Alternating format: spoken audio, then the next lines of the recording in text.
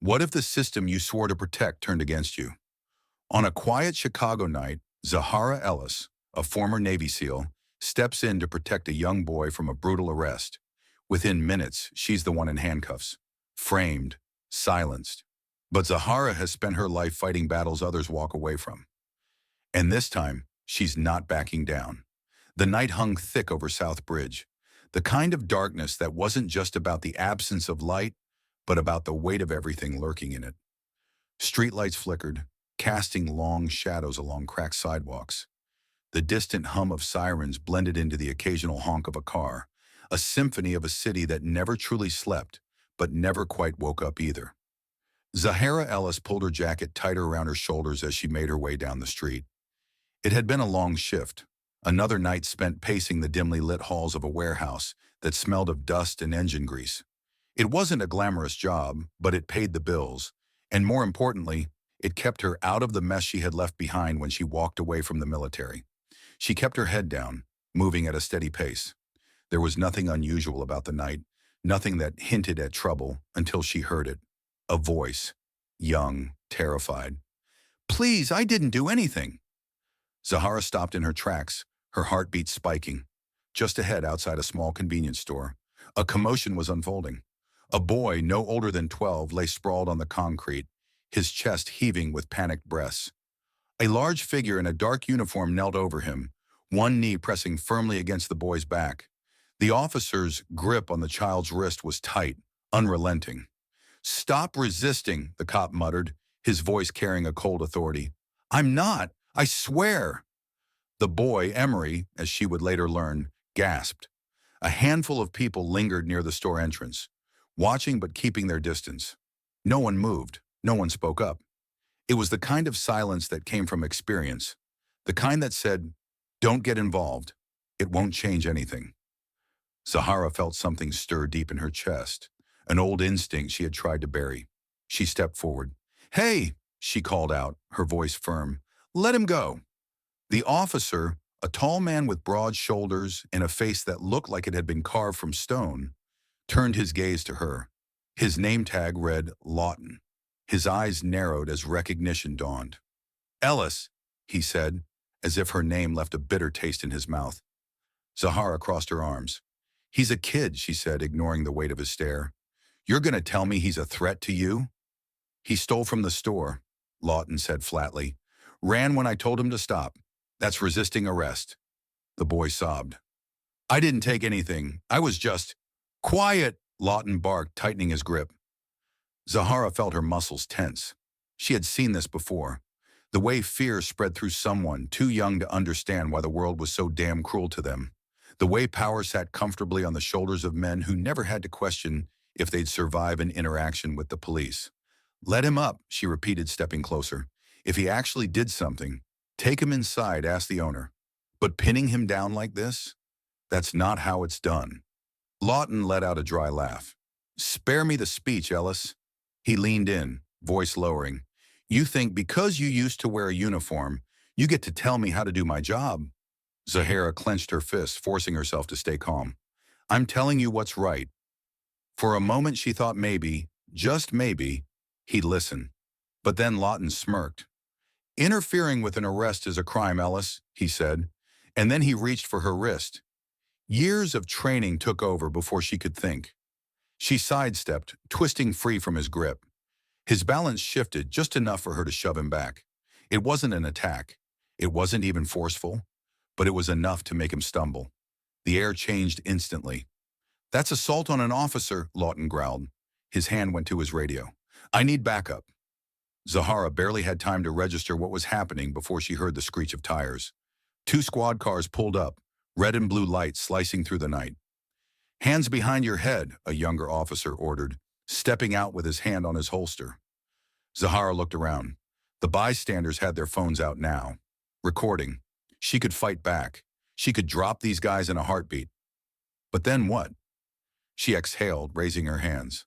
Lawton stepped forward, his smile thin and cruel as he tightened the cuffs around her wrists. "You're under arrest," he said, almost smug. The boy was crying now. "She didn't do anything," Emery shouted. Lawton ignored him, shoving Zahara toward the police car. Zahara kept her gaze locked on him as she was pushed into the back seat. "I knew you'd pull this," she muttered. Lawton leaned in, voice just for her now. "This time, Ellis, no one's going to save you." The door slammed shut. Through the glass, she saw Emery being dragged toward another squad car. The boy's wide, tear-filled eyes met hers just before the car pulled away. She didn't need to hear the sirens to know. This wasn't just about one bad cop. This was about the whole damn system. The holding cell smelled of old sweat and disinfectant, a scent that clung to the air like something that had settled deep into the walls over time. Zahara sat on the thin, worn cot, her back pressed against the cold cement. The walls around her were painted a dull, lifeless gray, the kind of color designed to strip away any sense of time. A single fluorescent light buzzed overhead, flickering slightly, casting jittery shadows that danced across the floor. She had been in worse places. She had spent nights in the desert, waiting for extraction under the weight of an unforgiving sky. She had spent days locked in a position, rifle in hand, waiting for an enemy she wasn't sure would ever come. But this, sitting in a holding cell like a common criminal, this felt worse, because at least back then, she had known who the enemy was. Her fingers traced absent-mindedly along the fabric of her jumpsuit, her jaw clenched tight.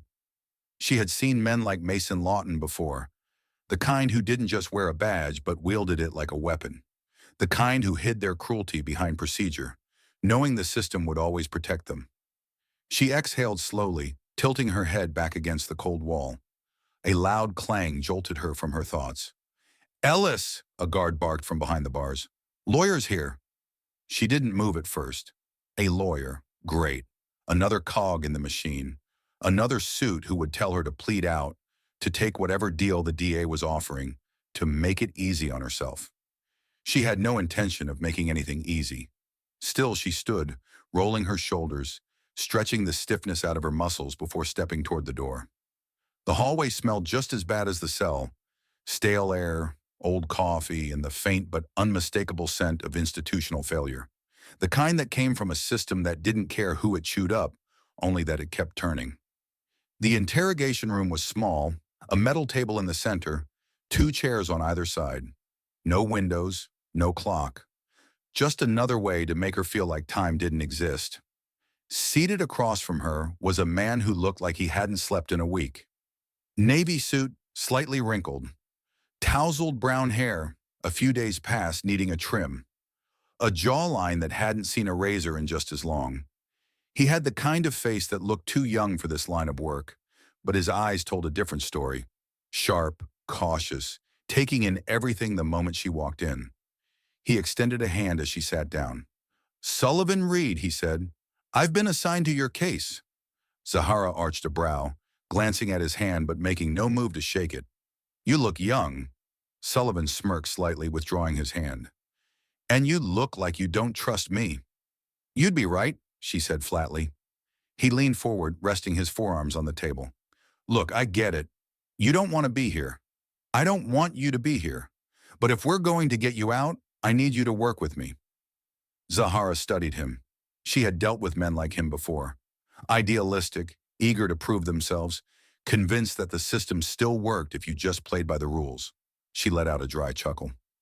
"I fought for this country for 10 years. I watched people die believing they were fighting for something bigger than themselves. And now you're telling me I have to fight for myself?" Sullivan met her gaze, unwavering. "I can't change the system, Zahara, but I can help you win this battle." She let his words settle between them. Maybe he was naive. Maybe he was in over his head. But he was all she had. "Fine," she said, "but don't expect me to make this easy for you." Sullivan smirked. "I wouldn't dream of it." Before he could say more, the door swung open. A uniformed officer stepped inside, looking first at Sullivan, then at Zahara. "You're going to want to see this," the officer said. The small side room smelled like burnt coffee and dust, the kind of space that hadn't been updated in decades. Against the far wall, an old television sat on a metal cart, the kind that looked like it had been dragged out of storage just for this occasion.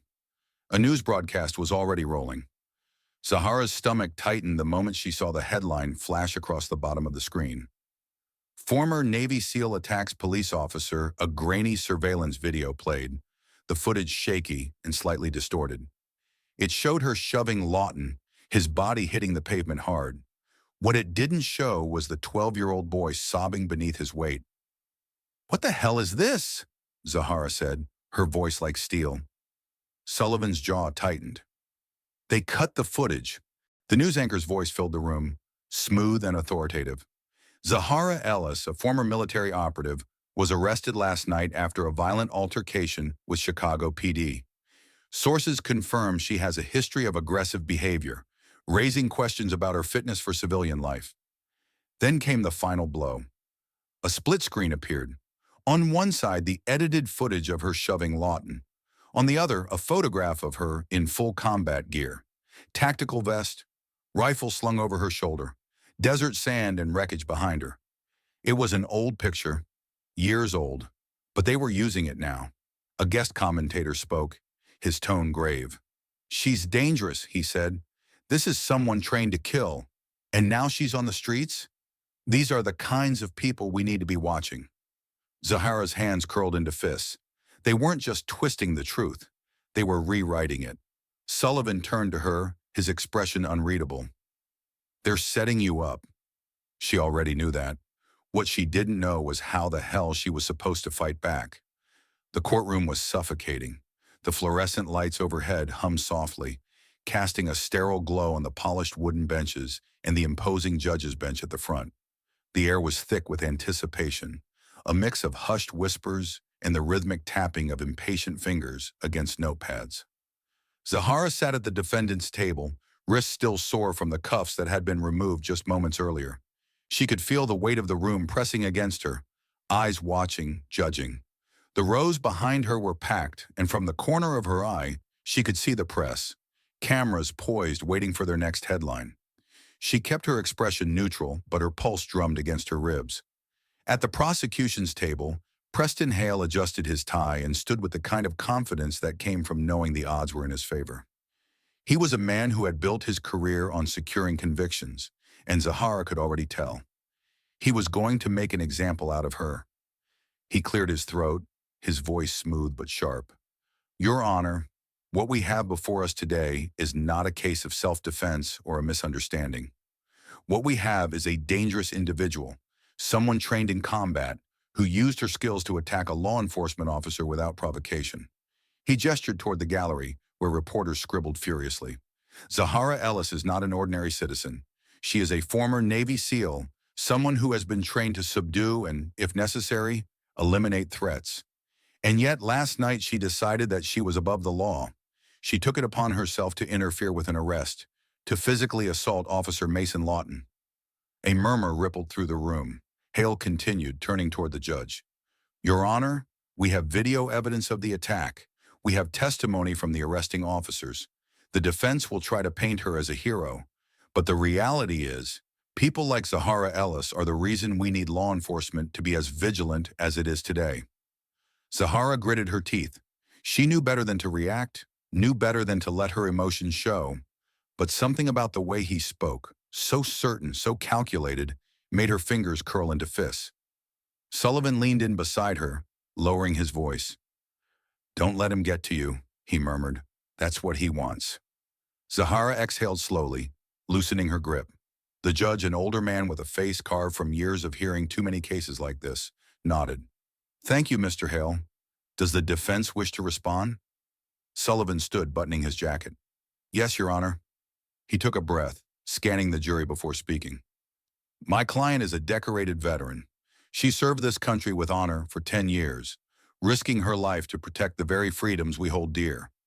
She has no criminal record, no history of violence outside of the battlefield." His voice was calm but firm.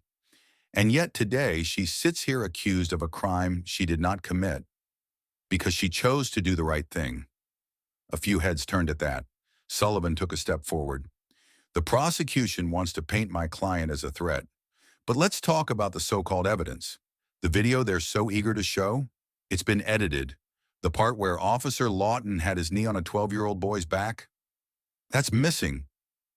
More murmurs. Sullivan turned to face Hale directly. "They want you to see Zahara as a soldier, as someone conditioned to fight. But they don't want you to see her as a person, A person who saw a child in distress and stepped in when no one else would. Hale smirked slightly, but Sullivan ignored him. Your Honor, I urge you to consider the full picture. This case is not as simple as the prosecution would have you believe. There is more to this story, and we intend to prove it. The judge steepled his fingers, considering. Then after a pause, he spoke. Mr. Reed, while your passion is noted, this hearing is to determine bail, not to argue the case in full. Given the nature of the charges and the potential flight risk involved, Sullivan stiffened. Zahara already knew what was coming. Bail is denied, the judge ruled. A collective murmur rolled through the courtroom. Zahara inhaled sharply, keeping her expression unreadable. It wasn't unexpected, but it still landed like a blow to the ribs. Sullivan pressed his lips together, clearly biting back frustration. Your Honor, my client has roots in this community. She is not a flight risk. The decision is final, Mr. Reed. The judge banged his gavel once. The guards were already moving toward Zahara. She stood before they could reach her, letting them cuff her wrists again. As she was led away, she cast one final glance toward the prosecution's table. Hale wasn't even looking at her. He was already packing up his files, moving on, as if her fate had been sealed the moment she stepped into that courtroom. As she walked past Sullivan, he spoke under his breath. I won't stop. I'll find a way. She gave him a small nod. She hoped he meant it, because if he didn't, she wasn't sure who else would. Sullivan had been in rough neighborhoods before, but Southbridge had a way of making outsiders feel unwelcome. It wasn't just the cracked sidewalks or the graffiti-tagged storefronts. It was the quiet way people sized you up, deciding in an instant whether you were someone they could trust. He pulled his coat tighter against the evening chill as he approached the convenience store where everything had gone wrong. The neon sign flickered above the glass doors, humming softly against the silence of the street. He could still see the faint outline of where Zahara had been pinned against the pavement. He stepped inside, the bell overhead jingling as he entered. The store was small, shelves lined with snack foods and cheap beer, the scent of stale coffee hanging in the air. A man in his late 50s stood behind the counter, wiping his hands on a faded apron. Sullivan approached with measured steps. Evening, he said, keeping his voice casual. The man gave him a wary glance. You a cop? No, Sullivan answered. Lawyer. That didn't seem to reassure him. The man leaned against the counter, arms crossed. What do you want? Sullivan reached into his pocket and pulled out a card, placing it on the counter. I'm representing Zahara Ellis. Something flickered across the man's face. Hesitation, maybe even guilt. I got nothing to do with that, he muttered.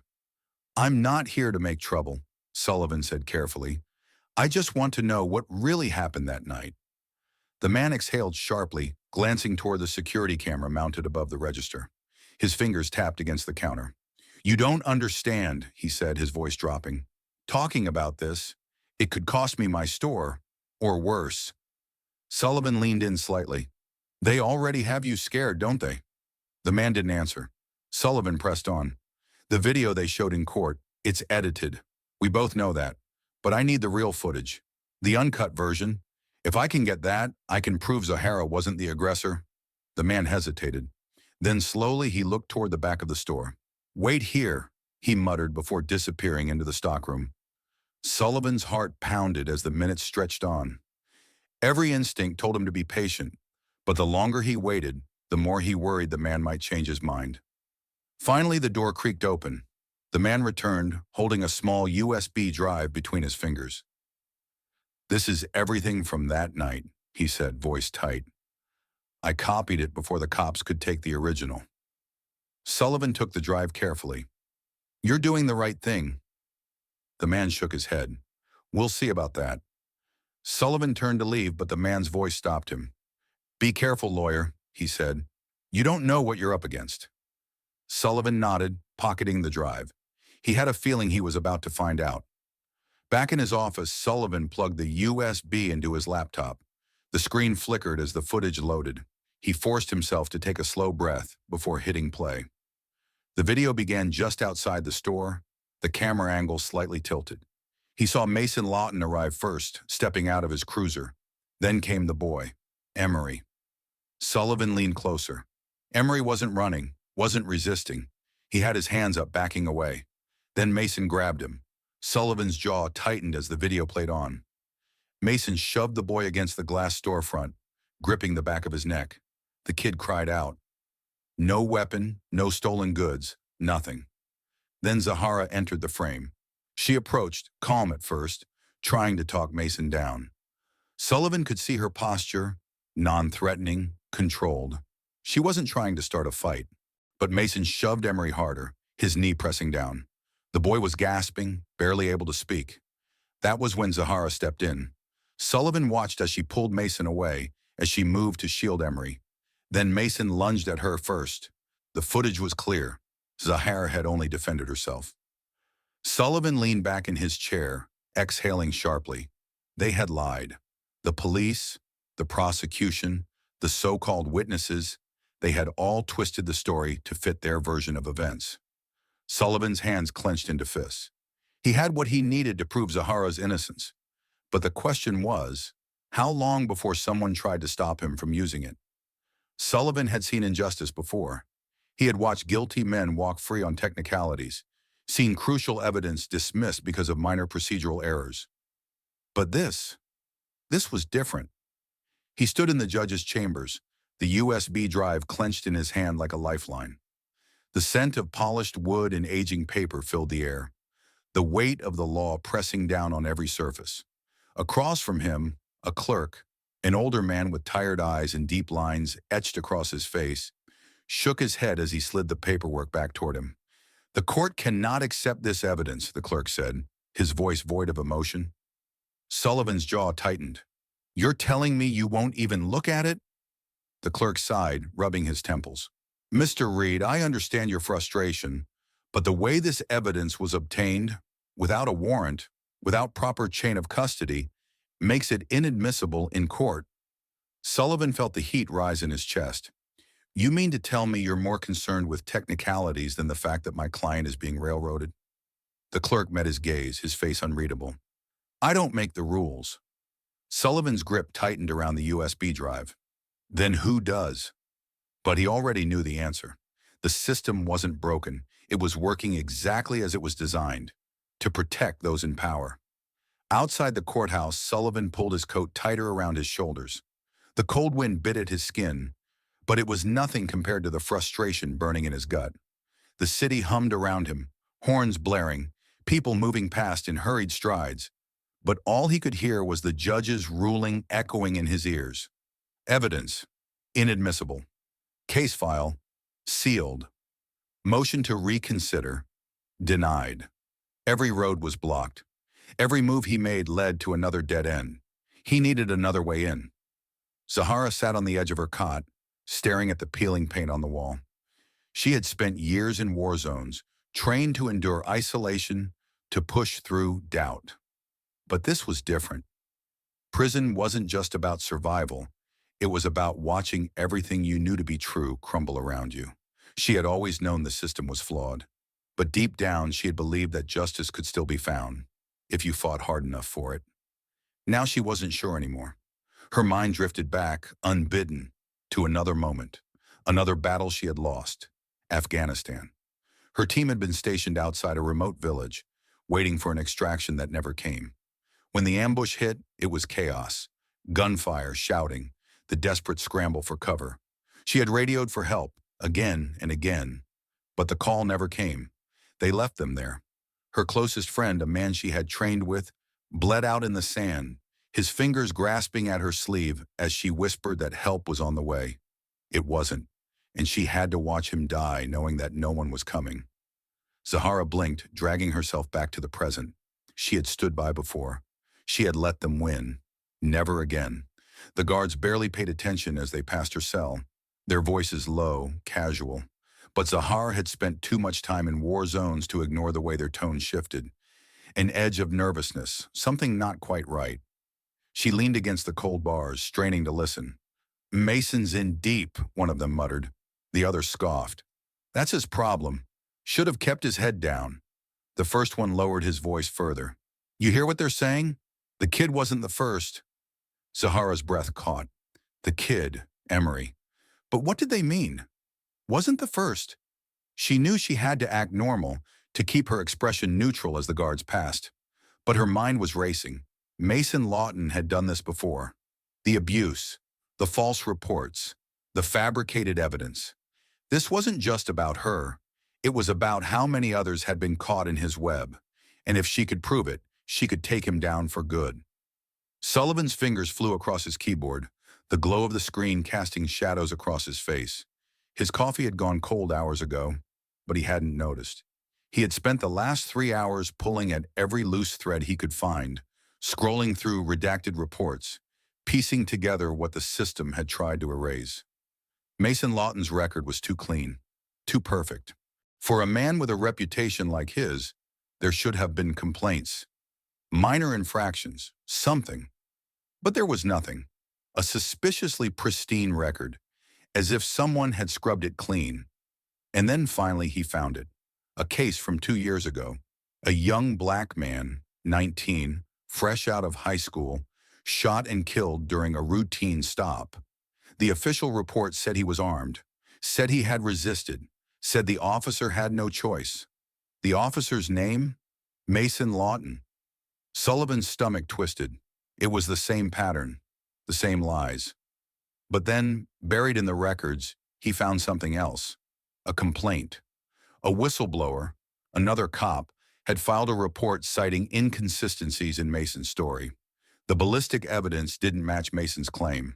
The body camera footage had conveniently malfunctioned. The officer had tried to push for an investigation. 6 months later, that officer was dismissed from the force. Sullivan sat back in his chair, his mind reeling. This wasn't just about Zahara anymore. This was about all the people Mason had hurt, the ones who hadn't gotten a second chance. He grabbed his phone and dialed. Zahara picked up on the second ring. "Sullivan," his voice was steady, "I think we just found a way to bring this whole system down." The courtroom was packed. The energy in the air was different this time, more volatile, more charged. The tension sat heavy on Zahara's shoulders as she was led into the room, her wrists shackled in front of her. She had been here before, the polished wooden benches, the judge's bench towering above, the press crowded in the back, cameras at the ready. But today she wasn't just fighting for herself. Today she was fighting for the truth. She lifted her chin as she was seated, catching sight of Sullivan across the table. He looked sharper, more focused than before. But there was something else in his eyes too. Determination edged with exhaustion. The battle had taken its toll on him as well. At the prosecution's table, Preston Hale adjusted his tie before stepping forward.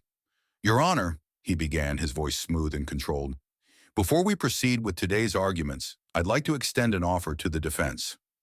Sullivan's brows furrowed, but Zahara already knew what was coming. Hale turned to her. "Ms. Ellis, the prosecution is willing to offer a plea deal. If you plead guilty to obstruction of justice and assaulting an officer, we will recommend a reduced sentence. 5 years. Possibility of parole after 3. A murmur rippled through the courtroom. Zahara let out a slow breath. She could feel the weight of the offer pressing against her chest, the way it dangled in front of her like an easy way out. 3 years. 3 years in prison, then she could walk free. Her eyes flicked to Mason Lawton. He was seated a few rows back, arms crossed, his smirk barely contained. He thought she'd take the deal. He was counting on it. She turned back to Hale. "No deal." Hale's expression didn't change, but there was something in his posture that shifted, a slight stiffening of his shoulders. "You understand what you're risking," he said. "I understand exactly what I'm fighting for," Zahara answered. Sullivan exhaled sharply beside her, but there was approval in his gaze. The judge nodded. "Very well. Mr. Reed, you may proceed." Sullivan rose, the weight of the room pressing down on him. He knew this was it, the moment they had been working toward. He stepped toward the jury, voice steady. "The prosecution would have you believe that this case is about a single incident, that Zahara Ellis is a violent woman who acted recklessly. But what they don't want you to see is the bigger picture." He turned toward the judge. "Your Honor, I'd like to present new evidence regarding Officer Mason Lawton's history, specifically an incident that occurred 2 years ago." Hale immediately stood. "Objection. The defense is attempting to shift focus away from the case at hand." Sullivan was ready. Your Honor, the prosecution has built its entire case on Zahara being a so-called dangerous individual. But what if the real danger isn't my client? What if it's the officer who arrested her? The judge considered this, then gestured for Sullivan to continue. Sullivan clicked a button on the laptop connected to the screen in front of the jury. A new video began playing. The room fell silent as the grainy footage loaded. A young black man, 19, maybe 20, stood next to his car, hands raised. The timestamp in the corner showed the date, 2 years prior. Mason Lawton was in the frame, his posture aggressive. The young man didn't move, didn't resist. Then suddenly, gunfire. The man collapsed. The video ended abruptly. Gasps filled the room. Sullivan turned back to the jury. That man was unarmed, and yet Officer Lawton claimed he feared for his life. The official report stated that the body camera footage was inconclusive, that the shooting was justified. He turned, gesturing toward Mason, whose smirk was gone now. But we know better, don't we? Hale was on his feet. This is irrelevant. That case was closed. Sullivan cut him off. Because someone made sure it was buried. He turned back toward the audience. We were told Zahara was the problem, but what if this was never about her?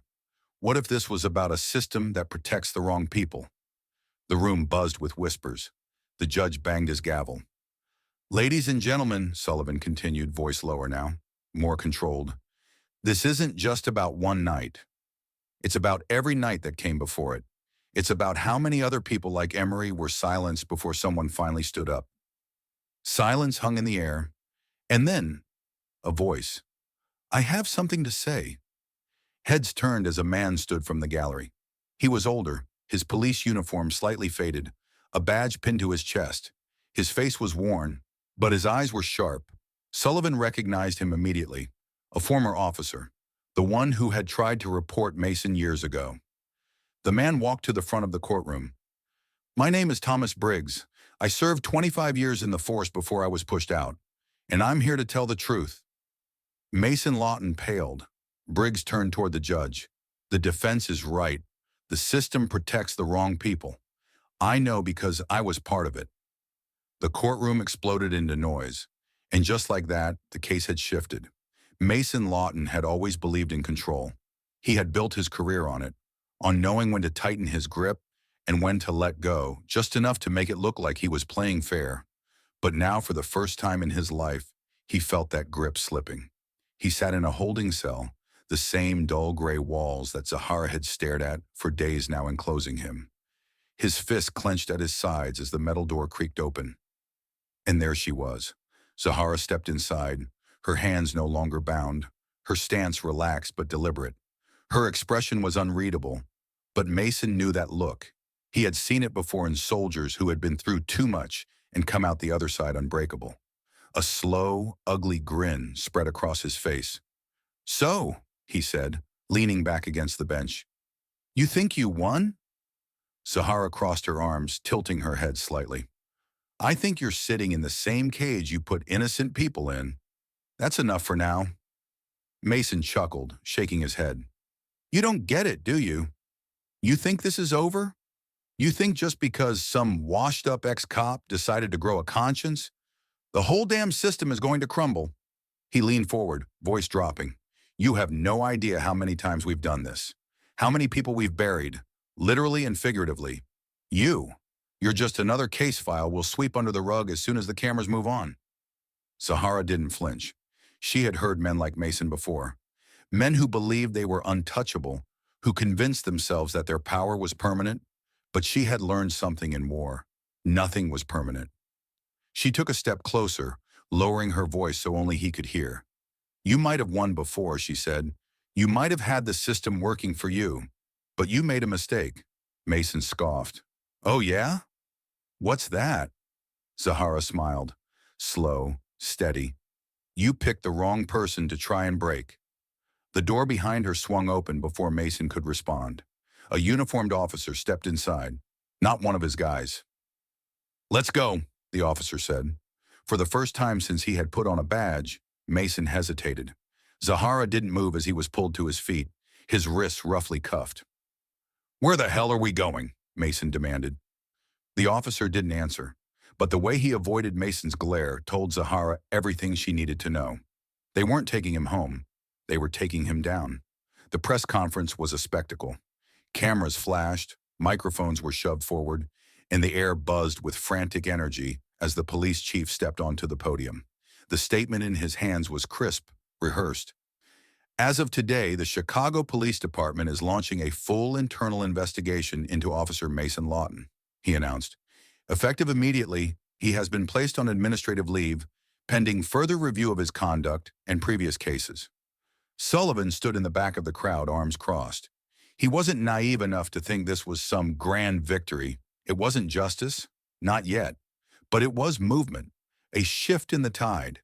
Beside him, Zahara watched as reporters scrambled to push questions at the chief. What about the other officers who worked with him? How deep does this go? Are there other cases being reopened?